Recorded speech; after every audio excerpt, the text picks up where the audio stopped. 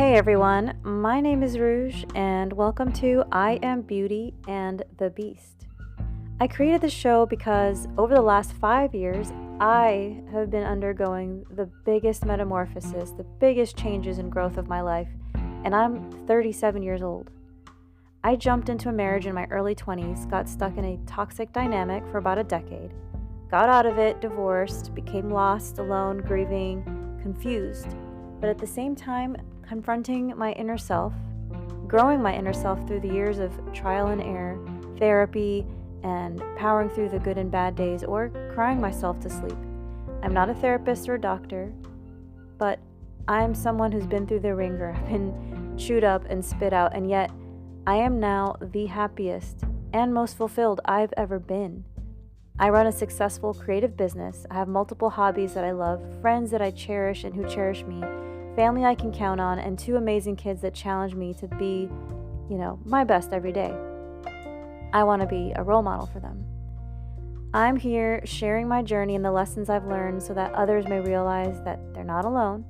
There's hope for you. There's a beautiful life ahead of you, and it doesn't have to be some magical, distant fairy tale. It can be your real life. So here we go. Hey, welcome to episode 3.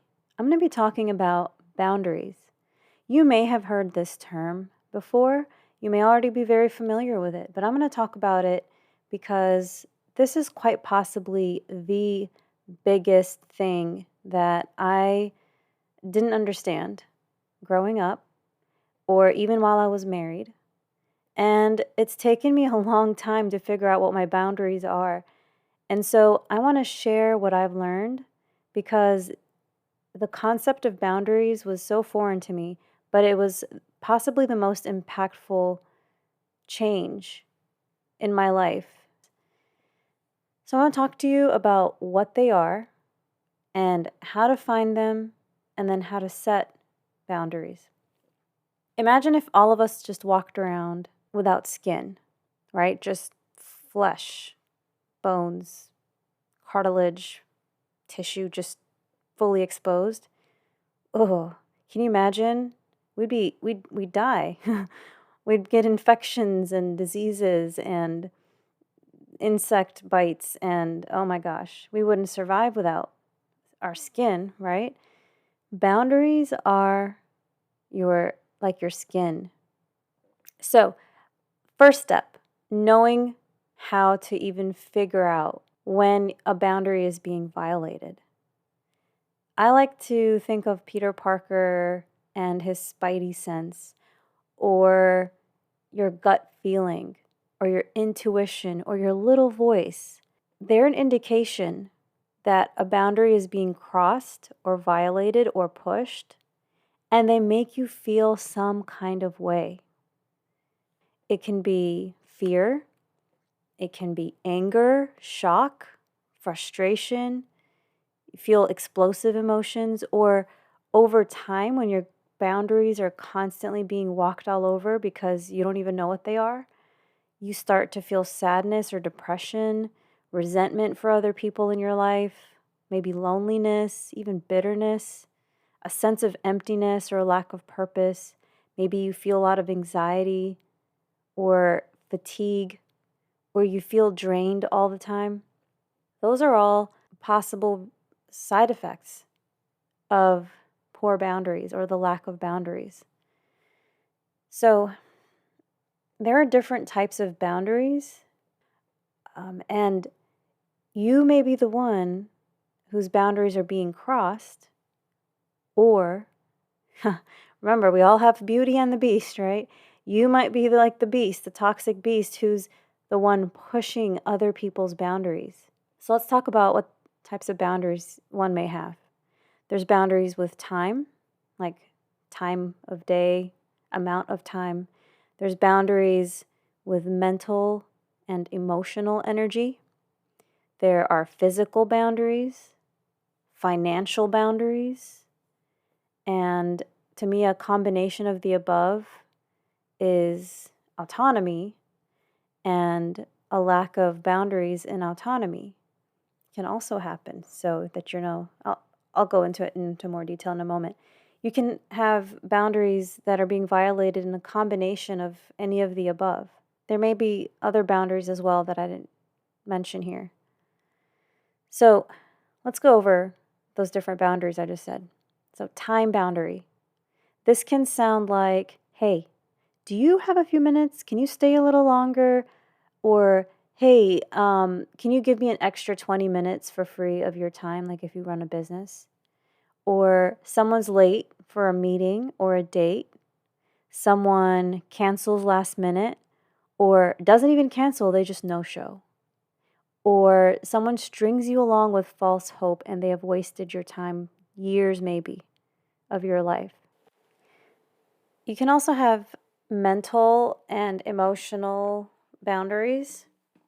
So, what it looks like when those are being violated, or you're the one perpetrating these violences, um, it can be insults, criticizing, backhanded compliments.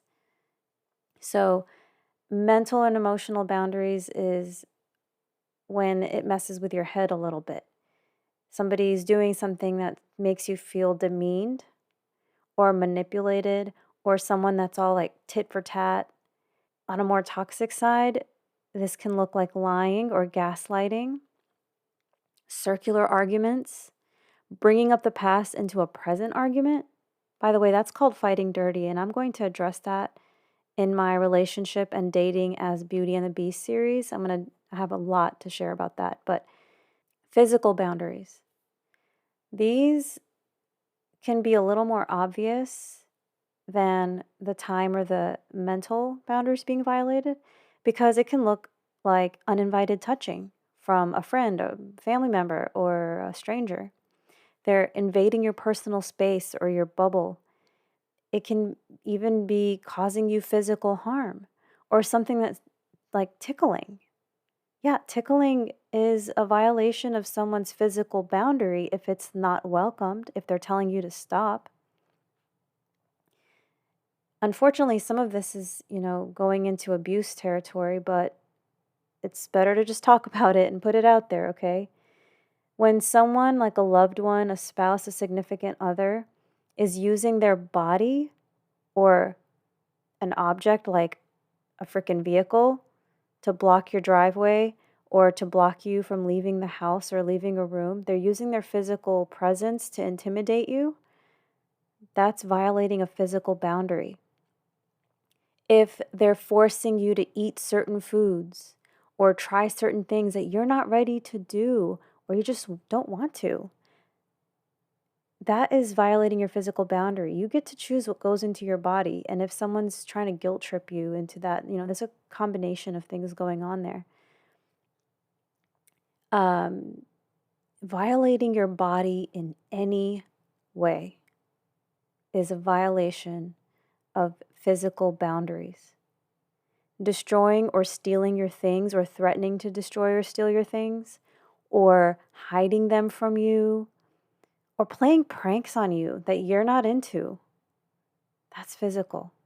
Spying on you and hovering over your shoulder or watching you on a camera or stalking you or following you, going through your belongings. Guys, some of this is, really serious stuff. Then there's the financial boundaries. You can be the one who's controlling the finances.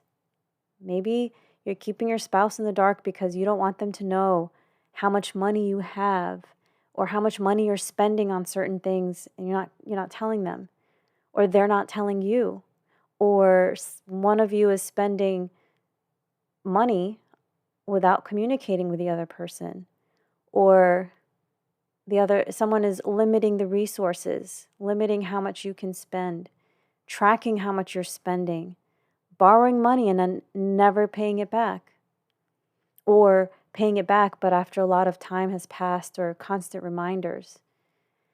Or at work, this can look like not paying you your fair compensation or withholding a raise that you believe you've earned, or taking your money without asking, or hoarding resources while others suffer. Talking to you, all you toilet paper hoarders, controlling the resources. Whoever's got the most toilet paper is the king of the hill. Thank God that time has passed and it's behind us. Joking aside, a combination of these boundaries being violated eventually can cause some serious, serious harm, long-term damage. The biggest one is your loss of autonomy, your ability to control your life, your ability to make decisions. So autonomy is a combination of all of these. And it's when someone interferes with your ability to exercise free will. A lot of times this can be a controlling parent or a controlling significant other. Could even be a sibling or a supervisor at work, right? And you feel like you're walking on eggshells because if you do or say what you really want to, you're going to have to face someone's wrath or ire or cold shoulder or passive aggressiveness. So you behave a certain way, you behave differently than what you really want to keep the peace and not create waves, but at the loss of your autonomy. Someone may constantly be correcting you and you feel suffocated or trapped, like no matter what you do, you'll screw up. So let's just follow orders. Let's just follow the rules that this person has created. This one is possibly, like I said, all of them combined, and it's bad. It's really damaging. And if this is something that you've gone through, or if this is something you've put someone else through, you really need to do some self-reflection here, because it can make the difference in someone's life between happiness and depression. But look, you have control over your life. Whether you're the one who's been violating other people's boundaries or others have been taking advantage of yours because you don't have them, you can change it. You can start having boundaries. You can start respecting people's boundaries. You can start asking what people's boundaries are if you're not sure. It's freaking okay to do that. What's wrong with communication, people? You don't have to read people's minds, and they shouldn't have to read yours. Okay, so what the hell are you supposed to do? Boundaries, it's such a big thing. First, step one, recognize those signals from your body that your boundary is being messed with. Or if you're talking to someone when you're angry or agitated, maybe you're the one who's pushing someone else's boundaries. Maybe you're the one who's clingy and constantly needing attention and making someone else feel smothered. Secondly, let's say you're the one who's struggling with having boundaries. You don't know how to set boundaries.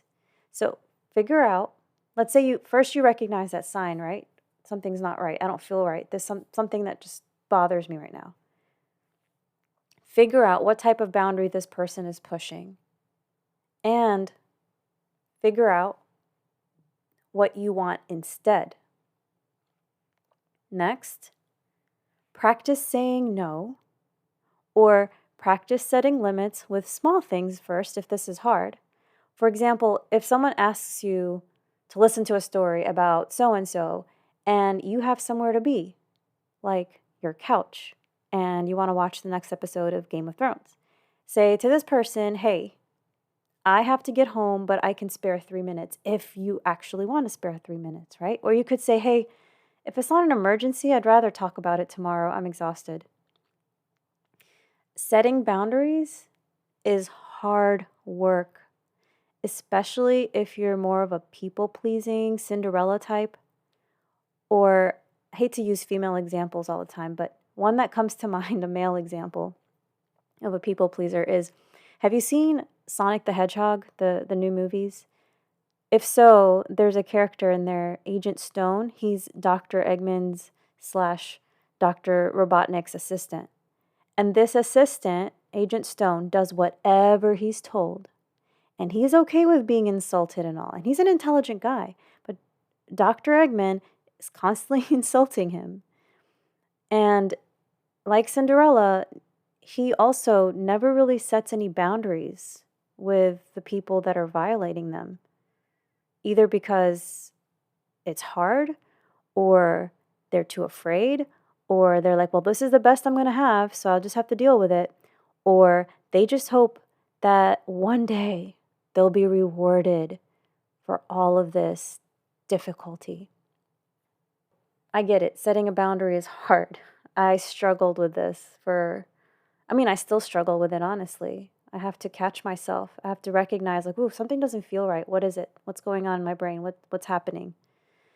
Here's the other thing about setting a boundary. If you're a people pleaser, it's easy to start over explaining why you need this, like why you're doing it, why you're telling them this.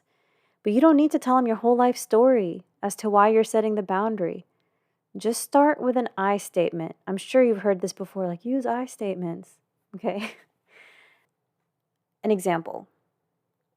I don't feel comfortable with this yet. Can we try this instead? Or, hey, I need a 30-minute heads up if you're planning on coming over so I can be ready for you.